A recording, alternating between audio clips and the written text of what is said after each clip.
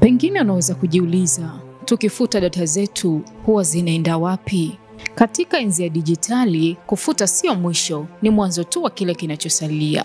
Hata tunapobonyeza kitufe cha futa, yani delete, athari za data zetu mara nyingi hudumu zaidi ya kile tunachoweza kuona. Mbinu ya kufuta data inasaidia idadi kubwa ya watu duniani, hasa katika ulimwengu wa dijitali ambapo matumizi ya kompyuta, simu na vifaa vingine vya kielektroniki ni sehemu ya maisha ya kila siku.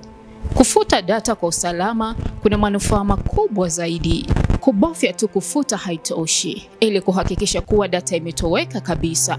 Hii inamaanisha hatuko salama. Ufutaji wa data kwenye simu na kompyuta sio wa kudumu kila wakati, na data iliyofutwa inaweza kurejeshwa mara nyingi zaidi, haswa na watu wenye ujuzi au program maalum, hata baada ya miaka michache.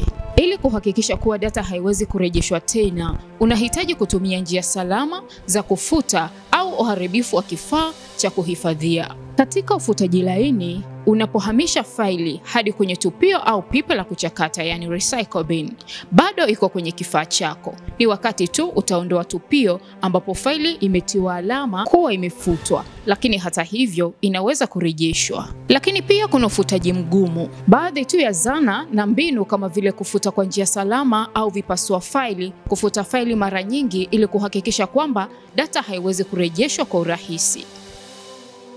Sambamba na hayo, kuna ufutaji wa wingu. Katika ufutaji wa wingu, hifadhi ya wingu ni kielelezo cha hifadhi ya data ambapo maelezo ya kidijitali huhifadhiwa kwenye seva za mbali. Kufuta faili kwenye kifaa chako hakuziondoi kila wakati kwenye hifadhi ya wingu. Huduma nyingi za wingu zina kipindi cha matumizi ambapo faili zilizofutwa hukaa kwenye folder iliyofutwa hivi majuzi au tupio kabla ya kufutwa kabisa. Kwa namna gani tunaweza kuwa salama kwenye ufutaji data zetu? Hapa ni mbinu kadhaa namna gani uwe salama na data zako nyeti. Tumia programu ya kupasua file, yani shredding software.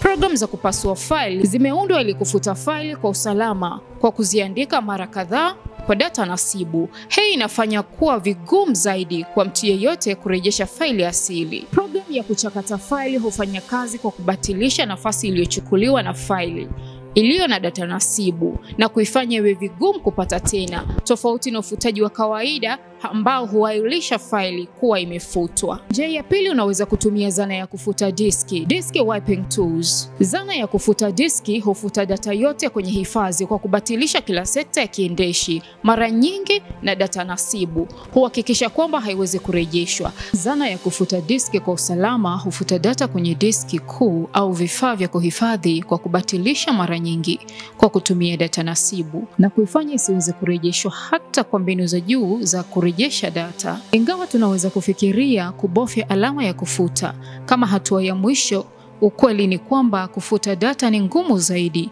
Kuelewa mbinu mbalimbali za kufuta na kutumia zana za kufuta kwa njia salama kunaweza kusaidia sana katika kulinda faragha yako na kuhakikisha kwamba data nyeti haianguki katika mikono isiyofaa. Ufutaji sahihi wa data sio rahisi tu, ni hatua muhimu kuelekea kulinda maisha yako ya kidijitali. Asante kwa kutazama. Jina langu ni Pili Mkono.